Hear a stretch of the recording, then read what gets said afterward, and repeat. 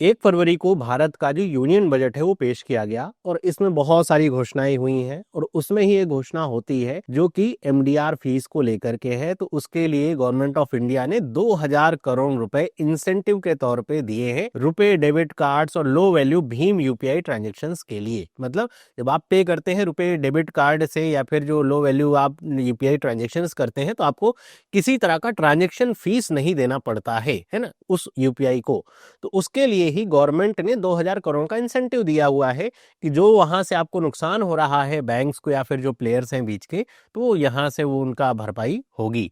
लेकिन ये जो 2000 करोड़ रुपए हैं, ये जो इंडस्ट्री है पेमेंट काउंसिल ऑफ इंडिया और जो फिनटेक इंडस्ट्री है उनके हिसाब से बहुत ही ज्यादा कम है, बल्कि इनकी डिमांड काफी ज्यादा की थी और उस हिसाब से अगर देखा जाए तो ये इंसेंटिव बहुत ही कम है। तो इसी को हम थोड़ा समझेंगे कि आखिर ये डिमांड कितनी थी और ये जो एमडीआर फीस है आखिर होती क्या है, कौन पैसा देता है, किसे मिलता है और क्यों इसकी डिमांड करी जा रही है कि चाहे थोड़ा बहुत ही लाया जाए और गवर्नमेंट का क्या अपना इस पे स्टैंड हो सकता है, किस वजह से गवर्नमेंट जो है इसका जो अमाउंट है वो कम रखती है, वो भी हम समझने का प्रयास करेंगे। तो आपको वीडियो इन्फॉर्मेटिव लगे तो इसे लाइक करें, इस तरह की और वीडियोस के लिए चैनल को सब्सक्राइब करें। सबसे पहले हम बात करें इंडस्ट्री के डिमांड की। तो इंडस्ट्री जो है वो डिमांड कर रही थी कम से कम 10,000 से 12,000 करोड़ रुपए के आसपास ये इंसेंटिव हमें मिलना चाहिए। अब ऐसा नहीं कि पहले मिला हुआ है 10,000 करोड़ रुपए अब नहीं मिला। अगर आप देखिए पिछले साल से तो लगभग 8.9% कम इंसेंटिव है। पिछले साल लगभग 2100 समथिंग करोड़ रुपए का था और या 2200 करोड़ रुपए के आसपास का ये इंसेंटिव था। इस बार 2000 करोड़ रुपए का किया गया है, तो कम ही हुआ है। उससे पिछले साल उससे भी कम हुआ है, वो 3500 के आसपास 3500 करोड़ के आसपास का था। तो ये कहा जा रहा है इंडस्ट्री के द्वारा कि ये जो इंसेंटिव कम हो रहा है, जबकि जो ट्रांजेक्शन हैं यूपीआई के आप दिए देख रहे होंगे कि हर महीने रिकॉर्ड तोड़ रहे हैं। अभी 21 बिलियन प्लस जो ट्रांजेक्शन हैं वो हो रहे हैं। तो इसको सपोर्ट करने के लिए, जो पूरी प्रोसेसिंग है इसको सपोर्ट करने के लिए हमें इतना फंड की जरूरत है। और आप गवर्नमेंट की अगर यहाँ पे इंसेंटिव को देखेंगे तो 2000 करोड़ रुपए का है। मतलब आप देखेंगे कि मैसिव गैप आता है, लगभग 8 से 10,000 करोड़ रुपए का जो डिमांड करी जा रही है। और इसी को लेकर के जो पीसीआई के चेयरमैन है विश्वास पटेल, उन्होंने कुछ वार्निंग भी दी है कि मतलब अगर ऐसा चलता रहा तो ये सिस्टम को चोक कर देगा। मतलब ऐसा हो जाएगा कि यूपीआई का जो डिमांड है वो तो बढ़ती जा रही है, लेकिन फिर जब उसको ग्रोथ को फुलफिल करने के लिए कह सकते हैं इनपुट की जरूरत है, फंडिंग की जरूरत है, वो अगर सही प्रॉपर मिलेगी नहीं तो फिर वो सिस्टम काम कैसे करेगा। बहुत सारे लोग अगर यूपीआई पे आ भी गए और ट्रांजेक्शन फेल होने लग जाए, सर्वर बिजी रहने लग जाए, तो फिर उसका क्या मतलब रहेगा। इसके अलावा जो 300 मिलियन न्यू यूजर्स जो आ रहे हैं उनके लिए जो इस तरह का मतलब जो एक्सपेंशन हो रहा है उसमें भी ये हिंड्रेंस पैदा करता है और जो रूरल इंफ्रास्ट्रक्चर डिप्लॉयमेंट है उसको भी ये स्लो करता है। तो इस वजह से ये कहा जा रहा है कि इसमें कुछ ना कुछ लाना चाहिए। अब यहाँ पे गवर्नमेंट ने इंसेंटिव तो नहीं दिया 8 से 10,000 करोड़ रुपए का, तो यहाँ पर ये भी कहा जा रहा है ठीक है इंसेंटिव आप नहीं दे रहे हैं, ठीक है टैक्स पेयर का मनी आप नहीं दे रहे हैं, तो यहाँ पर जब यूपीआई की ग्रोथ आपको देखने को मिल रही है कि यूपीआई बढ़ता ही जा रहा है, ट्रांजेक्शन्स बढ़ रहे हैं, नंबर ऑफ ट्रांजेक्शन और वॉल्यूम भी बढ़ रहा है, तो ऐसे में हमें कुछ ना कुछ ऐसा मिडिल ग्राउंड या कैसे कहते हैं ना मध्यम मार्ग लेकर के चलना होगा। कैसे? उसको कहते हैं कि एमडीआर लगाना चाहिए, है ना। वो भी कैसा? Controlled MDR. कंट्रोल्ड एमडीआर का मतलब ये हुआ कि ऐसा कहा जा रहा है कि जैसे स्मॉल मर्चेंट है जिनका टर्नओवर 20 लाख रुपए से कम है, तो वहां पे कोई एमडीआर नहीं लगना चाहिए, है ना। किसी तरह का फीस नहीं लगना चाहिए, ताकि जो स्मॉल मर्चेंट्स हैं, लो वैल्यू ट्रांजेक्शन जनरली जहाँ पे हो रही है उनके ऊपर कोई बर्डन नहीं हो। ऐसा नहीं कि जो चाय बेच रहा है या फिर ऐसे जो लोग हैं उनके ऊपर बर्डन आ जाए, नहीं होना चाहिए। लेकिन जो लार्ज मर्चेंट्स हैं जिनका एनुअल टर्नओवर 20 लाख रुपए से ज्यादा का है, तो उनके ऊपर जो एमडीआर है वो लगनी चाहिए। लेकिन कितनी कह रहे हैं? काफी कम, 0.3% के आसपास लगनी चाहिए। और जिससे होगा क्या कि जब इतना एमडीआर लगेगा तो जो ये पूरा सिस्टम है, पूरा इकोसिस्टम है यूपीआई का, जितने प्लेयर्स उनको फायदा होगा और इसकी वजह से ये सिस्टम और ज्यादा फलेगा फूलेगा और ज्यादा एक्सपेंशन इसका होगा। और ये प्रपोजल इसीलिए दिया गया है क्योंकि अगर आप क्रेडिट कार्ड या डेबिट कार्ड के एमडीआर की बात करेंगे तो वो लगभग 1 से 2% रहता है, हाई बर्डन होता है। मतलब ऐसे समझिए कि अगर आप 100 रुपए पे करेंगे, और कैसे आप पे कर रहे हैं किसी मतलब किसी मर्चेंट को, तो उससे 2 रुपए तो चले जाएंगे किसके पास? जो क्रेडिट कार्ड कंपनी है, बैंक है, वो सारी जो मिडिल प्लेयर्स हैं उनके पास। लेकिन अभी यूपीआई में क्या है कि अगर आप 100 रुपए पे करेंगे तो कुछ कहीं नहीं जाता है ना। जो भी पैसा वो मर्चेंट को मिलता है। यही पे प्रपोज किया जा रहा है कि 0.3 का जो है यहाँ पे एमडीआर रखा जाए। मतलब अगर आप 100 रुपए पे करें तो उसका केवल जो 30 पैसे है वही जो है एमडीआर के रूप में, तो काफी कम ये ऐसा रहेगा। तो यही बता रहे हैं कि सस्टेनेबिलिटी के लिए और बिना जो स्मॉल वेंडर्स उनके ऊपर बर्डन डाले हुए ऐसा ला सकते हैं। अभी इस पे सरकार ने कुछ नहीं कहा, ये इंडस्ट्री की तरफ से अपनी डिमांड थी कि भाई ऐसा ना करें कि ऐसा किया जाए, लेकिन बजट में इसकी भी घोषणा कोई नहीं हुई है। अब हम आगे समझेंगे ऐसा हुआ क्यों नहीं है। अगर हम थोड़ा इसको समझ लें कि आखिर ये एमडीआर क्या है, तो इसको कहा जाता है मर्चेंट डिस्काउंट रेट।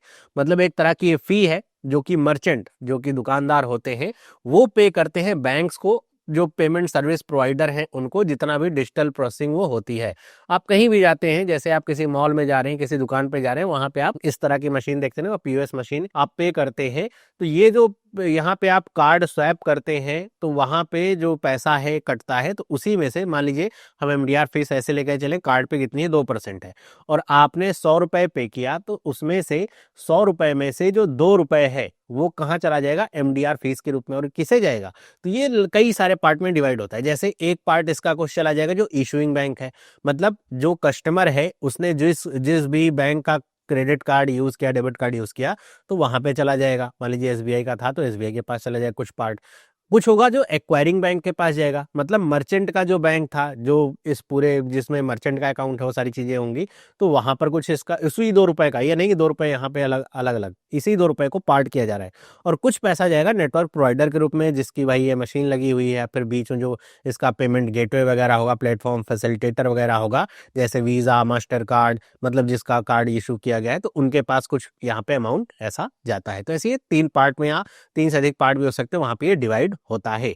अब यहाँ पे कहा तो ये जाता है कि एमडीआर में कि कस्टमर पे नहीं करता है इसको, है ना, सिंपल सी बात है। ऐसा नहीं है कि कस्टमर 100 रुपए इसको पे करेगा, फिर अलग से जाकर एमडीआर फीस 2 रुपए पे करेगा, ऐसा नहीं होता है। लेकिन जब आप रियल लाइफ में जाएंगे तो आपको ये समझ में आता है कि अगर आप कहीं भी कार्ड स्वैप कर रहे हैं, तो जो दुकानदार होता है वो आपसे कहता है अगर आप कार्ड स्वैप कर रहे हैं तो 2% आपको ज्यादा देना पड़ेगा।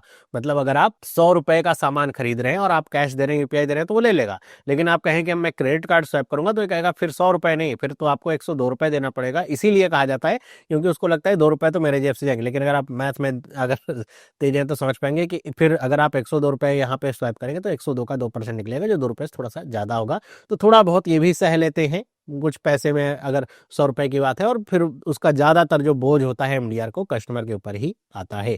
और इसीलिए जो क्रेडिट कार्ड जो ट्रांजेक्शन वगैरह होते हैं, जब से यूपीआई आया है, उसमें कमी देखने को मिलती है।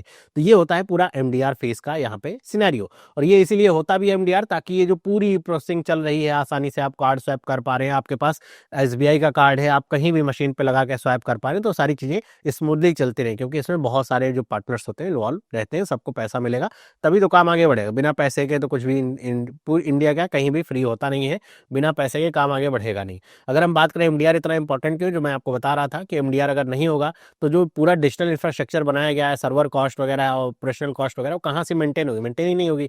जो सिक्योरिटी है, फ्रॉड प्रिवेंशन वगैरह के जो यहाँ पे प्रोटोकॉल्स लगाए जाते हैं, वो सारी चीजें सिक्योर होती हैं, उनमें भी पैसा खर्च होता है। इसके अलावा जो इनोवेशन और ग्रोथ के लिए जो यहाँ पे पैसा खर्च होगा, आरएनडी के लिए खर्च होगा, तो वो सब भी आएगा कहाँ से, कहीं ना कहीं से तो आएगा ही ना। अगर आप सब फ्री रखेंगे तो उसमें फिर होगा कैसे कि आप उसी में फिर स्टक कर जाएंगे, है ना। इसलिए एमडीआर फीस लगाते हैं, नए नए सिस्टम्स आते हैं। आप देखें कितना, अगर आप एक डेबिट कार्ड या एटीएम को भी आप देखेंगे पहले की तुलना में, आज से 10 साल पहले और अभी का जो डेबिट कार्ड पूरा सिनेरियो है, कितना चेंज हो चुका है, कितनी ज्यादा फंक्शनैलिटीज उसमें आ चुकी हैं। और अगर हम बात करें यहाँ पे जीरो एमडीआर रिजीम की, तो ये इंडिया में आई थी 2020 में, जब ये रुपए डेबिट कार्ड आपके आए थे। रुपए डेबिट कार्ड, यूपीआई वगैरह आया था, गवर्नमेंट ने कहा था रुपए डेबिट कार्ड पे या क्रेडिट कार्ड पे हम किसी तरह का एमडीआर फीस नहीं लगाएंगे। इसीलिए क्यों, ताकि इसका जो एडॉप्शन है वो बढ़ सके। गवर्नमेंट ने कहा था कि हम इसमें लगाएंगे नहीं, लेकिन एमडीआर के रूप में जो नुकसान होगा उसकी भरपाई करेंगे इंसेंटिव वगैरह दे करके। तो ट्रांजैक्शन को पूरी तरीके से फ्री रखा गया ताकि एडॉप्शन रेट इसका बढ़ सके। अब आप सिंपल सी बात है, आप 100 रुपए भी खर्च करेंगे और एक तरफ आपको ये कहा जा रहा है कि अगर आप क्रेडिट कार्ड से पे करेंगे 2 रुपए लगेगा, लेकिन यूपीआई से पे करिए या रुपए डेबिट कार्ड या क्रेडिट कार्ड से पे करिए तो कोई फीस नहीं ले। सिंपल सी बात है, लोग इसी से पे करेंगे, 2 रुपए भी लोग बचाना ही चाहेंगे, है ना। तो ऐसा होता है, ये आम पब्लिक की मैं बात कर रहा हूँ। और इस जीरो एमडीआर रिजीम का इम्प्लीकेशन क्या होता है कि जो मर्चेंट और यूजर्स हैं, मतलब कस्टमर्स हैं, उनके लिए तो कोई ऐसा एक्स्ट्रा फीस पे नहीं करनी। तो इससे क्या होता है, अडॉप्शन रेट बढ़ता है, तेजी से मर्चेंट को भी लग रहा है 100 रुपए आएंगे तो मेरे पास ही आएंगे, उसमें से कुछ कटेगा नहीं, कस्टमर को भी लग रहा है मुझे 100 रुपए ही पे करने पड़ेंगे, कुछ एक्स्ट्रा नहीं पे करना पड़ेगा। और बैंक्स और फिनटेक के लिए यहाँ पे थोड़ा सरदर्दी बढ़ती है, क्योंकि भाई कुछ भी चल रहा है तो बीच में पैसा तो खर्च हो ही रहा है, कोई ना कोई तो उसे पे कर रहा है।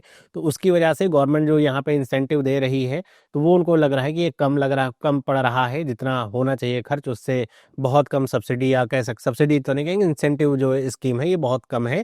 तो इसकी वजह से उनको थोड़ा लॉस यहाँ पे देखने को मिल रहा है। अब हम अगर बात करें यहाँ पे कि ये जो ऐसा तो है नहीं कि लॉस जो हो रहा है उसको कोई पे नहीं कर रहा, तो आखिर ये पे कौन कर रहा है? तो इसमें सबसे बड़ा जो चंक है वो बैंक पे कर रहे हैं, मतलब वो पे कर रहे हैं जो भी इस तरह का टेक्निकल कॉस्ट है, सर्वर हेड्स हैं, ट्रांजेक्शन फेलियर्स हैं, एसएमएस अलर्ट आपको मिलता है, वो सारी चीजें भी तो इसमें आती है ना। तो इसकी वजह से होता क्या है कि यहाँ पे जो टेक्निकल पूरा कॉस्ट है, सर्वर कॉस्ट है, वो सारी चीजें बैंक को यहाँ पे करनी ही पड़ रही है, यूपीआई के लिए वो सारी चीजें करनी ही पड़ रही हैं। तो वहां पर इसको बैंक जो है यहाँ पे अब्जॉर्व करता है उस कॉस्ट को कि ठीक है हम इसको ले लेते हैं। क्यों? क्योंकि जब यूपीआई का इस्तेमाल ज्यादा हो रहा है तो हम ये देखने को मिल रहा है कि जो एटीएम्स हैं उनकी कमी देखने को मिल रही है। मतलब एटीएम मेंटेन करना भी काफी एक्सपेंसिव है, पूरा ऑपरेशनल कॉस्ट उसमें लगता है, इतना ज्यादा गार्ड लगता है, मशीन लगती है, हमेशा चलने वाली मशीन होनी चाहिए, एसीज लगती हैं, रेंट जाता है, तो काफी ऑपरेटिंग कॉस्ट है, फिर उतना उसमें ट्रांजेक्शन होता नहीं तो उसमें लॉस ही होता है। तो उसकी वजह बैंक सोच रहे चलो यहाँ पे हमारे कम से कम एडॉप्शन बढ़ रहा है ना, तो वो फिजिकल कैश वगैरह हैंडलिंग वगैरह का यहाँ पे खर्चा नहीं हो रहा है, तो ये यहाँ पे बैंक को थोड़ा फायदा होता है, तो उसको थोड़ा देखते हुए ये उस लॉस को सहन कर रहे हैं जो कि हो रहा है। बाकी जो इंसेंटिव मिल रहा है वो तो गवर्नमेंट की तरफ से मिलता ही है। तो यहाँ पे इसके अलावा इस लॉस को बियर करने के लिए गवर्नमेंट जो कह सकते जो बैंक्स हैं, चाहे गवर्नमेंट हो चाहे प्राइवेट हो, वो जो डिपॉजिट रेट है उनको कम रखते हैं, है ना, जो कासा के रेट्स हैं, लो कॉस्ट डिपॉजिट यहाँ पे ऐसा रखते हैं ताकि वहां से कुछ पैसा बचा के यहाँ पे ऐसा खर्च कर सकें। फिर जो फिनटेक कंपनियां हैं वो इस लॉस को सहन करती हैं। फिनटेक कंपनी जैसे गूगल पे हो गया, फोन पे हो गया, पेटीएम हो गया, ये क्यों करती है? सिंपल सी बात है, एक्विजिशंस के लिए। जितने ज्यादा से ज्यादा कस्टमर ये अपने बना पाएंगे शुरुआत में, उतने ही ज्यादा लोग इसमें टिके रहेंगे। लेकिन इसको बनाने के लिए इनको जो है लॉस वो सहना पड़ता है, और ये जो लॉस है इसको थोड़ा बहुत ये रिकवर भी करते हैं। इसको एक कहा जाता है लीडर लॉस, ऐसे कह लीजिए। मतलब ये है कि अभी ये लॉस सहन कर रहे हैं लेकिन ये उस फील्ड में लीडर है। जैसे आप देखिए फोन पे और गूगल पे को मिला करके कहते हैं कि इंडिया में जो भी पूरा ट्रांजेक्शन और 80% इन्हीं का कब्जा आ रहा है ना। तो ये एक तरीके से लीडर है। आने वाले समय में जब गवर्नमेंट इस पे एमडीआर वगैरह लगाना शुरू करेगी, वो करना ही पड़ेगा, कब तक ऐसे चलेगा, तो उसमें फायदा किसको होगा? सबसे ज्यादा इसको, क्योंकि इनके पास ही सबसे ज्यादा कस्टमर है। तो ये अभी लॉस केवल सहन कर रहे हैं, और इसकी रिकवरी ये कैसे करते हैं? जैसे क्रॉस सेलिंग करते हैं लोन्स की। आप अपने गूगल पे या फोन पे इस्तेमाल करते होंगे, पेटीएम, तो उसमें आता होगा कि आपको 10 लाख रुपए का पर्सनल लोन मिल जाएगा, आराम से आप घर बैठे ले सकते हैं, क्लिक में ले सकते हैं। और इंश्योरेंस प्रोडक्ट बेचते हैं, क्रेडिट कार्ड वगैरह ये बेचते हैं। इसके अलावा ये साउंड बॉक्स वगैरह जो चीजें हैं मर्चेंट्स को बेचते हैं, उसका सब्सक्रिप्शन कॉस्ट लेते हैं, तो वहां से रिकवरी करते हैं। बाकी जो कंपनियों के ऑफर्स वगैरह रहते हैं, एक तरीके से ऐड ही समझ लीजिए, स्क्रैच कार्ड वगैरह करके आपको मिलता है, वो सब भी इनका वहां से कमाई होती है। ऐसा नहीं कि एकदम जीरो कमाई पे चल रहे हैं, कमाई हो रही है लेकिन फिर भी लॉस यहाँ पे दिखाया जा रहा है। फिर तीसरा यहाँ पे है जो इन्वेस्टर्स होते हैं, मतलब ये जो विदेशी कंपनियां, भारत की जो कंपनियां हैं, वो जो जितने भी वेंचर कैपिटलिस्ट होते हैं वो यहाँ पे इन्वेस्ट कर रहे हैं, तो वो जो इन्वेस्ट कर रहे हैं तो वो इस लॉस को सहन कर रहे हैं। बस वही है, सिंपल सी बात है कि अभी ये कैश को बर्न कर रहे हैं ताकि ये इस पूरे मार्केट पे कब्जा कर सकें, ज्यादा से ज्यादा इनके एक्विजिशंस हो सकें, ज्यादा से ज्यादा कस्टमर बना सकें आने वाले समय में, ताकि ये बढ़ेगा ही, कम तो होगा नहीं, तो आने वाले समय में इनको फायदा मिले। और फिर जो थोड़ा बहुत कह सकते हैं मर्चेंट्स को भी यहाँ पे करना पड़ता है। कैसे? इनडायरेक्टली। जैसे एमडीआर फीस तो जीरो है, लेकिन फिर वहां पे जो प्लेटफॉर्म फीस है वो लगा दी जाती है, जो बीच के यहाँ पे जैसे रेजर पे हो गया, बाकी चीजें हो गई, प्लेटफॉर्म फी वगैरह लगा दिया, तो उसकी वजह से जो मर्चेंट्स हैं उनको भी यहाँ पे थोड़ा बहुत यहाँ पे करना पड़ रहा है ना। तो वो वहाँ पे मर्चेंट्स इनडायरेक्टली ऐसा पे कर रहे हैं। तो ऐसे कुल मिलाकर के ये सिस्टम इस तरीके से चल रहा है। अब आपके मन में भी ये सवाल आएगा कि आखिर गवर्नमेंट जो है ये सब देख रही है और जान रही है, तब भी ये इंसेंटिव बढ़ा क्यों नहीं रही? तो यहाँ पे गवर्नमेंट का जो व्यू है, जैसे पीसीआई कह रहा है कि हमको बहुत पैसा लॉस हम कर रहे हैं और इंसेंटिव बढ़ना चाहिए, लेकिन गवर्नमेंट कह रही है कि नहीं, अगर हम एमडीआर लाएंगे तो पब्लिक को नुकसान होगा, और हम इंसेंटिव बढ़ाएंगे तब भी तो जनता का ही पैसा है ना, वो टैक्स पेयर का ही पैसा है, तो उसमें फिर दिक्कत आ जाएगी।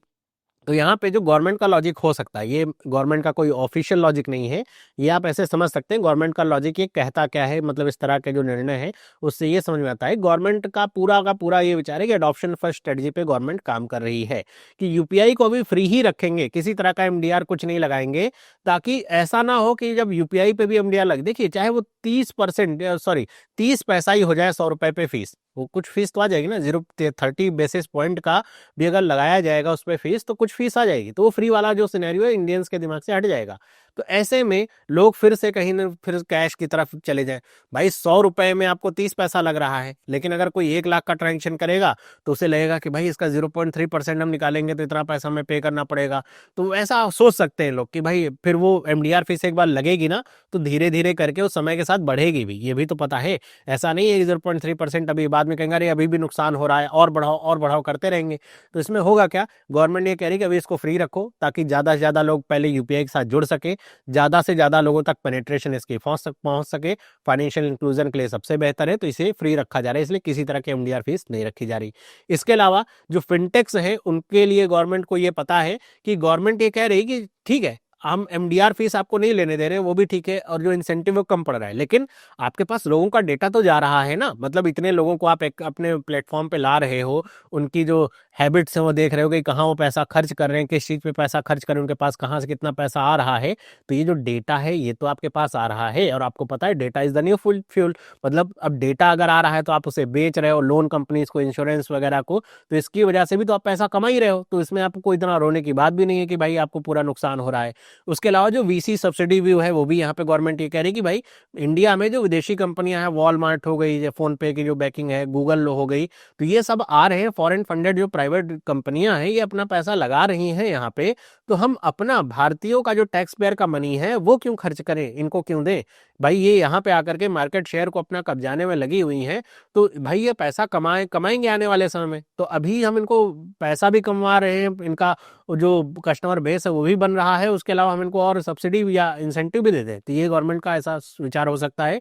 फिर यहाँ पे पुश फॉर एफिशिएंसी भी होगा, मतलब गवर्नमेंट करेगी जितना आप कह रहे हो 8-10 हजार करोड़ रुपए हमें चाहिए, तो आपको कुछ इस तरीके से सोच करनी होगी कि अपना जो इनोवेशन है उनको इस तरीके से लाइए कि आपका खर्च कम हो सके। भाई आपको 2000 करोड़ रुपए जो मिल रहे हैं इंसेंटिव के तौर पे, उसको अपना जो खर्च है उस तरीके से करिए। भाई जो प्रचार प्रसार है थोड़ा कम कर दीजिए, मतलब प्रचार प्रसार कम करेंगे तो फिर कस्टमर कहाँ से आएंगे, मतलब ऐसे कहने का है कि भाई उसको थोड़ा अपना जो पूरा ऑपरेटिंग आपका कॉस्ट है उस पर थोड़ा आपको एफिशिएंसी लाने की जरूरत पड़ेगी, ताकि आप अपना जो ज़्यादा से ज़्यादा जो लॉस हो रहा है उसको कम कर सके। तो ये कुछ गवर्नमेंट के विचार हो सकते हैं, इसलिए वरना गवर्नमेंट बढ़ा देती, लेकिन गवर्नमेंट बढ़ा नहीं रही है, उसको धीरे धीरे करके कमी करती जा रही है साल दर साल।